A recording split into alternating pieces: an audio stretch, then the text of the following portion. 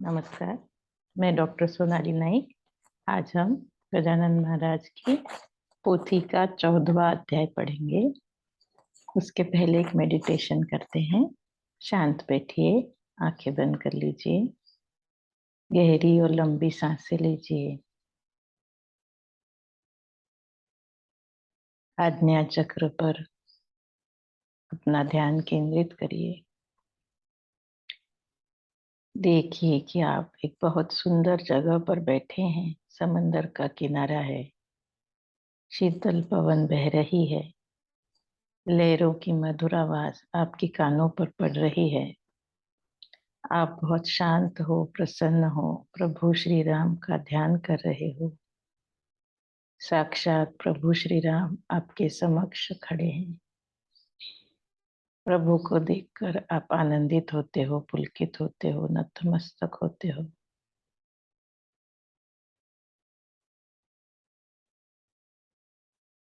प्रभु ने आपको आशीर्वाद दिया है कि आप शारीरिक रूप से संपूर्ण स्वस्थ हो, मानसिक रूप से सुदृढ़ हो, ऐहिक रूप से संपूर्ण सफल हो, सामाजिक रूप से कार्यरत हो। प्रभु की इस आशीर्वाद से आप आनंदित होते हो, पुलकित होते हो। प्रभु की शक्ति का कवच आपके इर्द गिर्द सदैव बना रहता है। इसके भीतर आप सदैव सुखी, सदैव आनंदी, सदैव स्वस्थ, सदैव सुरक्षित रहते हो।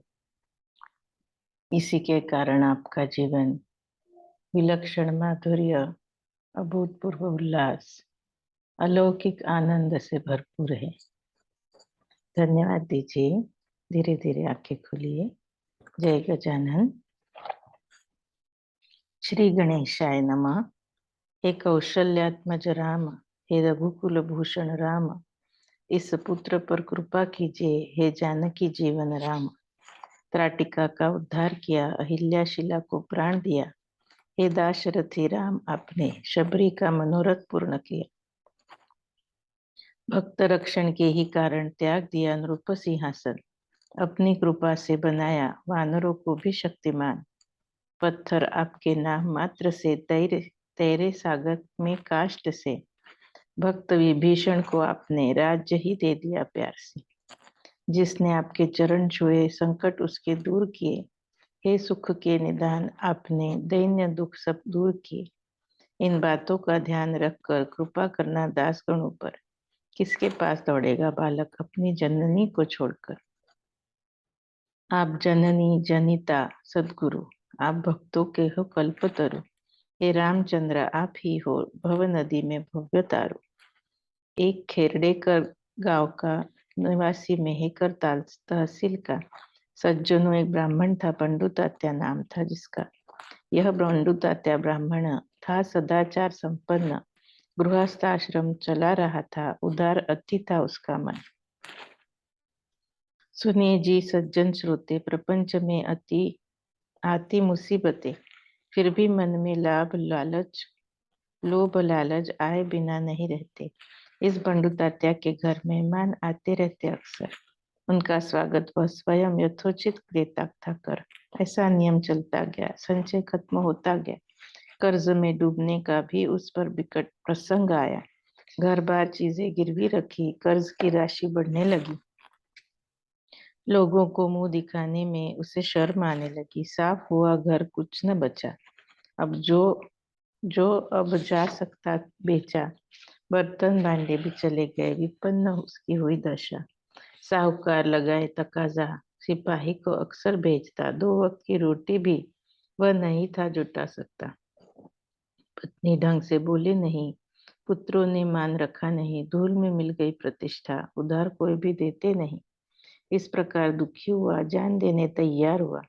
गृहस्थ की न रहती कीमत। जब भी पैसा खत्म हुआ, हाथ में जब पैसा रहता तब तो स्थान सुखमय लगता। हाथ में पैसा न रहने पर वही स्थान दुखदायी होता। अगर करूँ भी आत्महत्या, बंडू तात्या सोचे ऐसा। अफीम खाकर प्राण त्यागू तो खरीदने भी न पैसा। अगर कुएं पर ही जाकर प्राण दे दूं मैं कूद कर, वहां से किसी ने जो मुझे बचा लिया बाहर लाकर। जान तो मेरी नहीं जाएगी बल्कि फजीहत ही होगी। आत्महत्या के जुर्म में सरकार से सजा हो जाएगी। सबसे उत्तम हिमालय में चला जाऊं प्राण देने, वहां कोई भी न होगा आत्महत्या का दोष देने। मन में ऐसा विचार मन में ऐसा किया, विचार छोड़ दिया उसने घर बार। बाहर निकलकर प्रपंच को अंतिम किया नमस्कार। एक लंगोटी पहनकर रक्षा तन पर चुपड़ कर अपनी पहचान छुपा ली, ऐसी तरकीब अपनाकर। इज्जतदार जो होता है जन निंदा से डरता है, दिन रात अपने मन में हर कोई यह समझता है। बंडू तात्या सोचे मन में, मेरी उपेक्षा ऐसी अपने आपने किस कारण की दया निधे, आता नहीं है समझ में। मेरा विश्वास आप पर पूर्ण रूप में था। हे ईश्वर, पुराणों में सुना ऐसा कि रंक को आप कर दे नृपवर, वह सब निकला झूठ, विश्वास मेरा गया उठ। कवियों ने आपकी महिमा व्यर्थ में ही गाई खूब। मैं हूँ अब हूँ प्राण देता, आप पर इसका दोष जाता। आप भी थोड़ा सोचिए, लेना नहीं मेरी हत्या। मन से ये किया यह संवाद, टिकट लेने की सोची बात। उतने में स्टेशन पर हुई एक विप्र से मुलाकात। हरिद्वार तुम्हें है जाना, टिकट अभी खरीदना ना, संत दर्शन कर लो फिर हरिद्वार निकल जाना। वराड़ प्रांत में हम सबके श्री गजानन नाम के महान संत अवतरित हुए, दर्शन तुम कर लो उनके। संत दर्शन व्यर्थ कभी भूमि पर साबित हुआ नहीं, त्रस्त होकर मन में तुम अविचार कभी करना नहीं। सुनकर ब्राह्मण का भाषण भ्रमित हुआ उसका भी मन, सहसा मुझे मिला यह कौन हो सकता सज्जन, अथवा यह पहचान सा गया मुझे लगता है ऐसा कि मैं बंडू तात्या ही हूँ, पर इसको पूछूं भी कैसा। सोचा उसने अपने मन में, जो भी होगा देखो बाद में, पहले दर्शन करने हेतु जाओ शेगांव को मठ में। दर्शन को गया, वहां पर उसे महाराज बोले हंसकर, बंडू तात्या क्यों देता है प्राण हिमालय में जाकर। कभी उदास होना नहीं, आत्महत्या करना नहीं, लक्ष्य की प्राप्ति में कभी यत्न करना छोड़ना नहीं। गृहस्थी से तंग आकर प्राण भी तुम दोगे अगर, प्रारब्ध भोगने आ जाओगे फिर से मानव जन्म लेकर। जाओ मत तुम हिमालय में गंगा जी में प्राण देने, अब देर करना नहीं घर अपने लौटने में। टिकट ले रहे थे तुम तो, पर एक विप्र मिला तुमको। कौन था वह अपरिचित, पहचान पाए क्या तुम उसको। जाओ वापस अपने घर, रहो न यहाँ एक पल भर। एक मसोबा है तुम्हारे मले की जमीन पर, उस मसोबा के पूर्व में बबूल पेड़ के पास में गड्ढा खोद कर देखो, दोपहर की रात में। वहां तुम जमीन खोदना, काम अकेले ही करना। 3 फुट गहराई में तुम्हें धन है निश्चित निश्चित ही मिलना। राशि चुकाओ साहूकार की, उसके ऋण से पाओ मुक्ति। पत्नी पुत्रों का त्याग हो मत, झूठी है तुम्हारी विरक्ति। महाराज का सुनकर भाषण मन में मुदित हो गया ब्राह्मण। रक्षा पूछ ली सारे तन की, खरड़े गांव में किया आगमन। रात्रि का जब समय हुआ मसोबा के पास आया, बबूल के नीचे जमीन में खोदना उसने शुरू किया। 3 फुट खोदने पर तांबे की एक मिली गागर, मजबूत सा एक ढक्कन रखा हुआ था जिसके मुख पर 400 मोहरे सोने की तांबे की गागर में थी। वह देखकर ब्राह्मण के हर्ष की नहीं सीमा थी। गागर लेकर हाथ में लगा खुशी से नाचने, जय जय गजानन गुरु राय मुख से लगा बोलने। साहूकार को द्रव्य दिया, ऋण से मुक्त हो गया। खेत रखा जो था गिरवी, वह भी उससे छुड़ा लिया। श्री गजानन की कृपा से गृहस्थी शुरू हुई फिर से। बंडू तात्या की मनस्थिति सुधर गई इस आनंद से। मृत्यु खड़ी हो पास में और अमृत आए हाथ में। जहाज सहसा दिखाई दे, डूब रहे हो जब सागर में, वैसा ही यह किस्सा हुआ। दुख का काल खत्म हुआ, बाद में बंडू तात्या का शेगांव में आना हुआ। धर्म वहां पर खूब किया, दान भी बहुत दिया। बंडू तात्या महाराज के चरणों में लीन हो गए। महाराज बोले, ऐसे वचन हमें क्यों करता है वंदन, नमस्कार उसको करना जिसने दिया घड़ा भर धन। आगे से यह ध्यान रखना, बिना सोचे धन खर्च न करना, इसमें सार नहीं कुछ भी, दिवाला हिस्सा न निकालना। लोग देते सुख में साथ, संकट में केवल श्रीनाथ, वे नहीं करते उपेक्षा, करना उनकी पूजा पाठ। यह उपदेश सुनकर महाराज को वंदन कर बंडू तात्या गांव लौटा, अति आनंदित होकर। अस्तु। एक बार सोमवती अमावस की आई तिथि। सोमवार की अमावस सोमवती है कहलाती। इसकी महिमा का वर्णन पुराणों में क्या कथन। फलदायी होता है करना इस दिन नर्मदा में स्नान। शेगांव के लोग इसलिए निकले नर्मदा के लिए। तैयारी हो गई पूरी, कपड़े थैले भर लिए। मार्तंड पाटिल, बंकटलाल, मारुति, चंद्रभान, बजरंग लाल, ओंकारेश्वर जाने का सबने मिलकर किया विचार। बंकटलाल ने कहा, सबको जा रहे हम नर्मदा को, नर्मदा के स्नान हेतु ले चलते हैं महाराज को। चारों लोग आए मठ में, उन्हें लगे विनती करने, ओंकारेश्वर चलिए महाराज साथ हमारे स्नान करने। आपका अगर साथ होगा मृत्यु का भी भय न होगा। लाभ आप कराइए हमें ओंकारेश्वर दर्शनों का। यह अधिकार बस माता का नहीं है और किसी का। नर्मदा स्नान का आग्रह मानिए आप हम सबका। आप अगर आओगे नहीं हम यहाँ से हिलेंगे नहीं। बालहट माँ के सिवाय कौन पूर्ण करता है, कोई पूर्ण करता नहीं। महाराज बोले, इस पर नर्मदा मेरे पास यहीं पर, फिर उससे कष्ट देने जाऊं क्यों मैं वहां पर। अब जल्दी ओंकारेश्वर आप सब आ जाओ होकर, नर्मदा स्नान कर लूंगा मैं यही मठ में रहकर। वहां एक राजा था, मानधाता उसका नाम था। चारों और प्रसिद्ध था, बहुत भाग्यशाली था। श्री शंकराचार्य जी ने जग का उद्धार करने यहीं पर ली थी दीक्षा और तब परमहंस बने। उस पावन स्थल पर मेरी नर्मदा से मिलकर आओ आप सब, लेकिन जाओ मत मुझे लेकर। अब किसी भी पर्व से लेना देना नहीं है मुझे। यह सुन चारों भक्त उनके चरण पकड़ने लगे।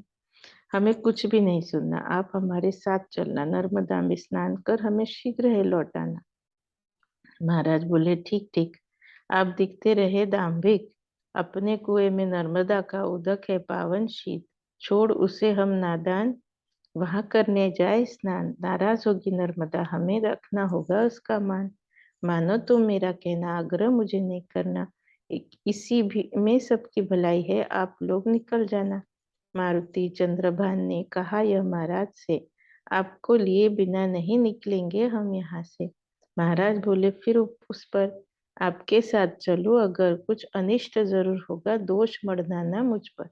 मठ में यह चर्चा हुई। मंडलियों का शुक्रेश्वर आई। पर्व स्नान के लिए वहां भीड़ भी खूब हुई। दिखा रहे थे खूब भीड़ नर्मदा के दोनों तीर। चीटी को भी राह न मिले पहुंचने हर के मंदिर। स्नान करने लगे कोई, संकल्प सुनने लगे कोई, बिल्व पत्र पुष्प लेकर मंदिर जाने लगे कोई बर्फी पेड़ा खाए, कोई सूखा मेवा खाए। जत्थे के बाद जत्था वहां भजन गायक का आए। पर्व खत्म होने तक मंदिर में चला अभिषेक। अत्यंत जमघट में स्पष्ट न दे सुनाई शब्द एक। उस रम्य स्थान पर पद्मासन लगाकर महाराज बैठे महानदी नर्मदा के तट पर। चारों कर आए दर्शन, महाराज को किया निवेदन। अब उचित नहीं लगता करना सड़क से मार्गक्रमण। भीड़ बढ़ती जा रही, गाड़ियां भी टूट रही, ऊपर से अपनी गाड़ी के बैल भी है ढीठ नहीं। खेड़ी घाट स्टेशन पर गाड़ी वाले ने किया करार वापसी का भी, पर बैलों के गुण का न किया उच्चार। बैठे तब पता चली बात, आप थे हमारे साथ अतः पहुंच गए हम, वरना बैल मचा देते उत्पात। अब न बैठो गाड़ी में, खतरे दिखते हैं उसमें, चलो स्टेशन पर चलते हैं बैठकर अब नाव में। भीड़ कर रही बेजार, शांति से करेंगे नदी पार। देखिए कितने लोग नाव से पहुंच रहे हैं उस पार। जो उचित लगे करना, हमें कुछ मत पूछना। वचन में हम फंसे, हमें तो जहाँ बैठो वहां चलना।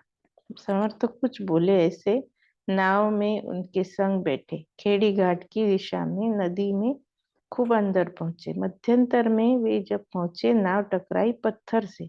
पट्टी एक टूटकर निकली नाव के तल से। आर पार छिद्र हुआ, जल भी अंदर जमा हुआ। नाविक तो फिर सत्वर नदी में ही कूद गया। महाराज निश्चिंत बैठे, गिन गिन गणात होते, अपने मुख से अखंड भजन ऐसा कर रहे थे। मारतंड बजरंग मारुति मन में डर गए अति। बंकटलाल की तो डर से धड़धड़ उड़ने लगी छाती। कहा भक्तों ने समर्थ के, अपराधी हम हैं आपके। शेगांव में अंश ने वचन आप हमने किया आपके, उसका आपने यह फल हमको दिया है तत्काल। हमें डुबोने हेतु यहाँ आई नर्मदा बनकर काल। हे महाराज, आपके वचन वेद तुल्य मानेंगे सब जन। शेगांव दिखाओ संकट से उबारो हमें, हे दयाघन। ऐसा बोल रहे थे जब तक नाव डूब गई आधे तक। पानी के थेपड़े खाते हुए पहुंची एक फरलांग तक। लोग बोलने लग गए, अब ये पांचों मर गए। इतनी गहरी है नर्मदा कि समझो ये डूब गए। तब उन चारों भक्तों से महाराज ने कहा, ऐसे तुम्हारे जीवन को जरा भी खतरा नहीं है नर्मदा से। ऐसा बोलकर स्तवन किया नर्मदा का गायन। बाकी चारों ने बैठकर हाथ जोड़कर किया नमन। नर्मदे मंगले देवी, रेवे अशुभ नाशिनी, भूल इनकी माफ कर दे कृपालु जग जीवनी। ऐसा स्तवन शुरू किया, अंदर का पानी निकल गया। नर्मदा ने अपने हाथ से उस छिद्र को बंद किया। जल के ऊपर जा पहुंची नाव जहां पहले थी। उस नाव के साथ में ही प्रत्यक्ष नर्मदा भी थी। मछुआरन का वेश तन पर, घुंघराले थे केस सर पर। जल से गीले हो गए थे वस्त्र उसके कमर भर। नौका पहुंची तीर पर, देखी सबने पास जाकर। आश्चर्य होने लगा सबको तल में चित्र देखकर। इस महिला के ही कारण हम सबका बच गया जीवन। हे देवी, बताइए आप कहाँ से आई और हो कौन? छोड़िए भीगे वस्त्रों को, नए देते हम आपको। फिर नर्मदा ने जानकारी ऐसी दी सब लोगों को। मैं ओंकार मछुआरा है, ओंकार मछुआरा मैं नर्मदा उसकी बाला। परिपाटी है हमारी, पहनने के वस्त्र गीला। भीगी रहती मैं अक्सर, मेरा ही रूप है ये जल। प्रणाम कर महाराज को, आंखों से हो गई ओझल। विलीन हुई क्षण भर में नर्मदा नदी के जल में। पल भर बिजली चमक कर मानो लीन हुई बादल में। देख कर वह प्रकार सारे मुदित हुए अपार। नर्मदा आई दर्शन करने, ऐसा महाराज का अधिकार। बंकट ने पूछा महाराज से, रहस्य न रखना ऐसे। कौन थी यह स्त्री बताइए, छुपाइए ना कुछ भी हमसे। महाराज ने भाषण किया, पूछते हो तुम मुझसे क्या? अपना वृत्तांत नर्मदा ने स्वयं तुमसे कथन किया। मछुआरा जो ओंकार, वही है ओंकारेश्वर। नर्मदा ने कहा था न, मेरा ही रूप यह है जल। संशय न करना कदापि, वह तो स्वयं नर्मदा थी। संकट में उबारती है अपने भक्तों को सदा ही। सारे मिलकर एक बार उसकी करो जय जयकार। अम्बे नर्मदे रक्षा करना, देना ऐसा ही आधार। महाराज के सुन वचन, बंकट आदि चारों जन। महाराज के दिव्य चरण छूने लगे हर क्षण। शेगांव वापस लौटने पर अति हर्षभरित होकर इसी दिव्य अनुभव की सबसे रहे थे चर्चा कर। सदाशिव रंगनाथ वानवले एक सज्जन के साथ भले शेगांव में महाराज के दर्शनों के लिए निकले। इस सदाशिव का तात्या उपनाम था चित्रकूट के माधवनाथ का। वह एक शिष्य था। यह गुरु माधवनाथ सारे योग थे इन्हें ज्ञात। इनके शिष्यों से पूरा भरा हुआ था मालवा प्रांत। सदाशिव पहुंचे शेगांव में, महाराज के दर्शन करने बैठे हुए थे मठ में। महाराज तब भोजन करने। सदाशिव को देखा जब महाराज को याद आए तब माधवनाथ गुरु, क्योंकि संत जानते संतों को सब। वानवले आए जैसे ही महाराज बोले वैसे ही, माधवनाथ के शिष्य को बिठाओ मेरे पास में ही। माधवनाथ इनके गुरुद्वार अब भी गए खाना खाकर। मठ में मेरे साथ ही थे, अब ये पहुंचे दोनों आकर। अगर थोड़ा पहले आते अपने गुरु से मिल पाते, क्योंकि वे भी अभी तक इसी मठ में ही तो थे। अब ये दोनों बाद में आए, उनके गुरु निकल गए। बीड़े की अब करना पूर्ति, जो लेना गुरु भूल गए। वानवले को आलिंगन देने लगे दयाघन। संत प्रेम ने उन्हें था माना बंधु पुत्रों के समान। वानवले के सत्कार में कमी न रही थी मठ में। वापस लौटते समय ऐसा संदेश दिया महाराज ने, माधवनाथ को आपने अब जाना चाहिए मिलने। वे जो यहाँ भूल गए वह पीड़ा उनको देना। मैं कहता हूँ वही कहना, अपने शब्द नहीं जोड़ना। हमारे वाक्य में व्यर्थ फर्क जरा भी न करना। बोलो साथ में भोजन हुआ, बीड़ा आपका यही रहा। वह आपको देने है तो महाराज मैं हूँ ले आया। अब यह अब सुनकर साथ में बीड़ा लेकर वानवले चल पड़े। मठ से बाहर निकलकर माधवनाथ को हकीकत इसने बताई। थम बोला, उस दिन शेगांव में आप आए थे, यह है क्या सच? बोले, गजानन ने जो कहा सचमुच वैसा ही हुआ। भोजन करते मेरा स्मरण किया, वही मिलन हुआ। इस तरह एक दूजे को हम सदैव मिलते देखो। स्मरण ही हमारा मिलना है। संशय तुम न मन में रखो। हमारे शरीर भिन्न भिन्न है, लेकिन प्राण अभिन्न है। अभी समझ न पाओगे तुम, ज्ञान ये अति गहन है। चलो, यह अच्छा हुआ बीड़ा वहां जो था रहा। शेगांव में ही मेरे शिष्यों आप लेकर आए यहाँ। बीड़ा दिया वानवले ने, भक्षण किया उनके गुरु ने। खलबत्ते से कुटकर थोड़ा प्रसाद दिया उन्हें। संत कैसे जाते मिलने, यह चांगदेव पासष्टी में विस्तृत वर्णन किया है संत श्री ज्ञानेश्वर ने। वह प्रसंग याद करोगे, संकेत यह तभी समझोगे, स्वयं अनुभव करने तर्क वितर्क नहीं करो। जहां पर भी हो बैठे मिलना, जिसे भी हो चाहते। योगियों की विशेषता यह बैठे बैठे ही मिल लेते। शेख मोहम्मद श्री गुंदे में और तुकाराम थे देहू में, कीर्तन कर रहे थे और आग लग गई मंडप में। श्री गोदे में बैठकर ही शेख मोहम्मद ने आग बुझाई। भक्ति विजय में यह बात महिपति ने है बताई। पाटिल का पुत्र कुएं में डूबने लगा, हली खेड़े में हाथ देकर उसे बचाया माणिक प्रभु महाराज ने। जो है सच्चा योगी रहता, ये चमत्कार ये वही करता। और जो हो दाम्भिक कोई, डींगे हाँकता ही रहता। योग ही है बलवत्त, अन्य नहीं है उसका सक्षम। राष्ट्र बलवान करना बनाना हो तो योग स्वीकारो सर्वप्रथम। श्री दासगण विरचित श्री गजानन विजय ग्रंथ अति प्रबल निष्ठा से सुने सब स्नेहल भक्त। शुभम भवतु श्री हरिहरार्पणमस्तु इति श्री गजानन विजय ग्रंथस्य चतुर्दशोऽध्यायः समाप्तः।